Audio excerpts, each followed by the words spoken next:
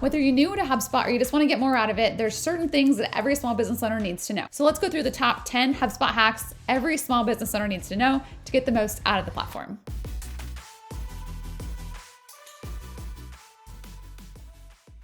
If you run a business, it's more about time savings and better return on your efforts. I'm Ellie Schwanke, and I have nearly a decade of experience helping clients drive results with marketing and sales technology like HubSpot. Let's go through the 10 ways that you as a business owner should be using HubSpot to get your time back, work smarter, and not harder. All right, hack number 1, automate your follow-ups with workflows. How many times do you get a message into your business and you're needing to act on it, but you don't have time right then? Well, depending on what comes in, you can follow up with those inquiries using workflows. So I'm going to give you an example here inside of HubSpot, and that's going to be our newsletter. When people sign up, they get an automatic confirmation. So what this looks like, I'm going to go ahead and send you to our form. We're going to look at this piece, and we're going to say this form is set up to capture newsletter subscribers. So let's dig into what that looks like. And we've got a newsletter form and our HubSpot Hacks newsletter. So this HubSpot Hacks newsletter captures their first name and their email address. And it doesn't mean that we have to follow up with everybody, but that follow-up is going to be a really important piece of our nurture strategy for new prospects. So this has been created. Now we're just going to create a simple workflow that's going to allow us to follow up with those folks. So we're going to go to our workflows area. We're going to create workflows here. And within that workflows, we've got a follow-up send welcome email. So using this very simple workflow, we fill out this form on any page. We send this automated email, which has been created over in HubSpot as an automated email. As you'll see, this email welcomes you to our HubSpot Hacks newsletter. Here's what to expect. And then if you want to, here's how to book a free consultation. So that's going to be automated. We simply send that through this mechanism here, again, triggered by this, send the email, and then we're going to make sure that they're added to our newsletter segment. That's it. That's a follow-up that you can easily put in place as a business owner. You can do that with a follow-up maybe to your website inquiry. You can do it as a follow-up for someone who downloads something from the site. Automated follow-ups are going to be one of the best ways to get personal follow-up, use those tokens, and actually be smarter with your time. All right, hack number 2, use email templates for quick responses. How many emails do you get every day that most likely have the same use cases? Maybe it's someone asking for a meeting or someone asking for information about your products or services. Those are things you can use email templates for. So for example, one of the ways that we get a lot of our inquiries is from LinkedIn. And so I don't want to have that conversation acting around LinkedIn because I might lose track of it. But using an email template as a quick way to get a response from someone once we've actually started that conversation to move them into my inbox, that's right here. So I would just actually click into my templates that I have set up in HubSpot. I've got a LinkedIn conversation follow-up, and there we've got, hey, I'm reaching out, following up here, so on and so forth.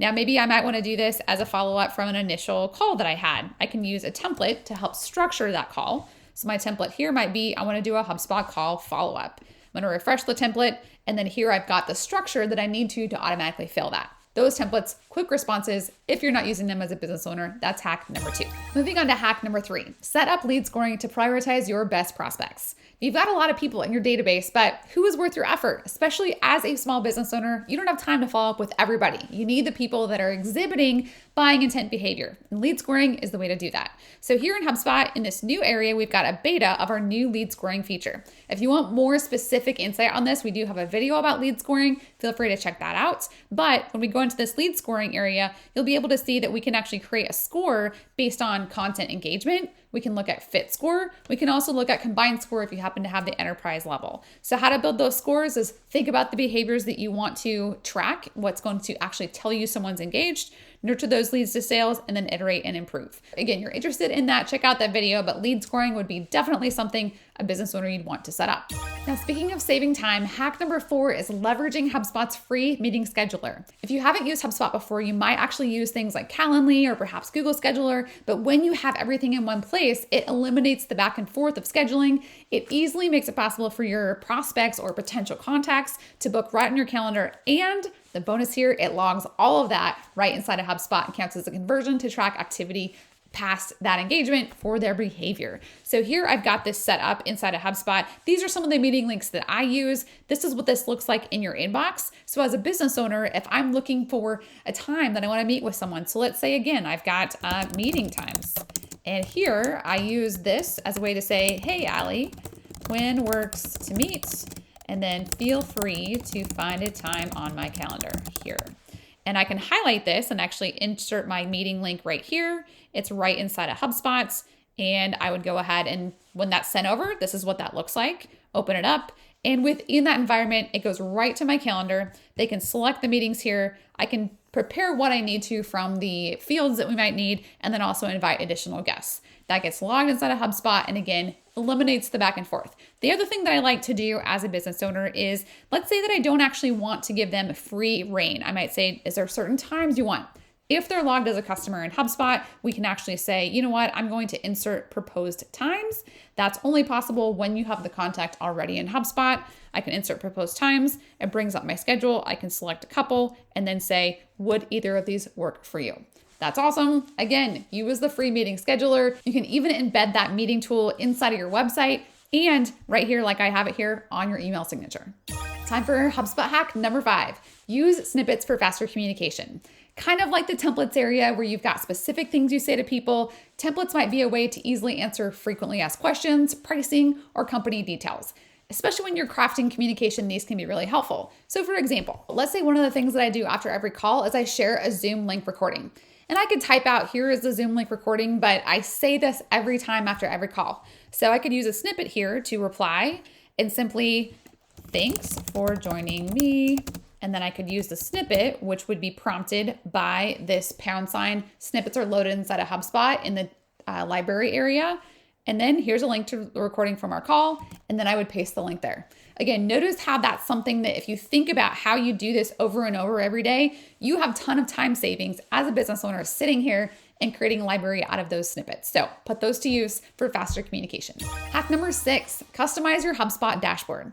As a business owner, you have to know what's going on inside your business, from marketing to sales to service. Again, whatever you need to see. You can create a custom dashboard that highlights the metrics that you need to see, like lead sources, deal stages, email performance. If you don't have a customized HubSpot dashboard, as a business owner, set one up today. You can actually choose from some pre-built ones. This is an example of one of the ones that we use at Simple Strat that actually shows us a lot of what's going on in our services delivery and our sales process, but definitely get that set up today if you do not have that now. Hack number 7, segment your contacts for better personalization. You need to group contacts by their life cycle stage, geography, or behavior. And in fact, it's going to be a lot more effective for you to communicate with people when there's that little bit of relevance that's often missing in the one-size-fits-all approach. So perhaps your newsletter, for example, could be distributed to people who have a very specific job title, and then the people who have a different job title get a different type of content piece. That's one example. The other one might be perhaps you want to send an information about your company update to all of your customers, but not your prospects. You'd want to use a smart list or an active list inside of HubSpot to segment all the folks that are life cycle stage customer and exclude those that are not life cycle stage customer. Creating segmentation of your contact list is going to be one of the things you should do today. If you don't have this in your HubSpot, you're missing opportunities to get better results from your database. All right, hack number 8. This is one of my favorite ones. I could probably say that about all of these, but optimize your forms with progressive profiling. Now, what does that mean? That means every time you're asking someone a question on a form, you're actually getting more information from them because you're not re-asking the things they already told you. So for example, let's say someone comes to your website and they happen to have an interest in your webinars. So they register for the first webinar, name, job title, email, let's say a question that they answer there. You already have their name, job title, and email.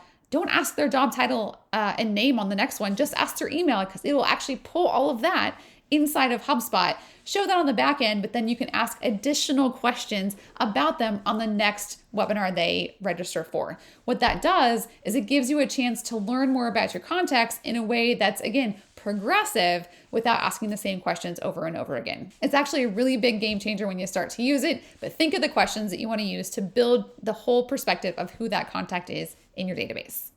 Hack number 9, track return on your investment with custom campaigns in HubSpot. So the campaigns object inside of HubSpot allows you to attach all the different types of marketing assets that you're using with your company right now to sort of like a reporting dashboard area. It's called campaigns. So all those assets, emails, ads, landing pages, lists, give you a complete picture of how your campaign is set up, and then a link to the deals and contacts created to help you get a complete picture of how that campaign is influencing your overall revenue generation.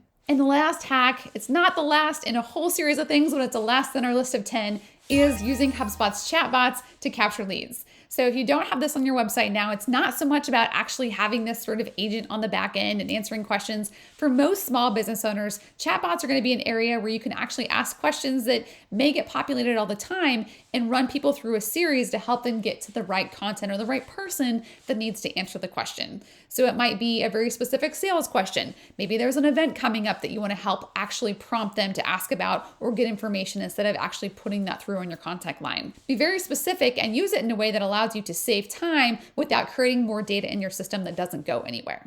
So those are 10 specific ways you could use HubSpot today. And actually, I'd recommend if you have a small business, you should be using all 10 of those. Now, some of these, such as lead scoring, may not be possible if you don't have marketing professional or higher, but at the minimum, time savings of templates and snippets and meeting schedulers for sure, getting a custom dashboard, looking at that ROI, looking at the campaigns, all those things are needed if you're a small business owner using HubSpot. For more tips, tricks, and how-tos, hit that subscribe button. And if you're interested in finding out more about how you can build that custom dashboard, you may want to check out the webinar that we have about building dashboards that drive business results. That's all in the description below. We'll see you next time.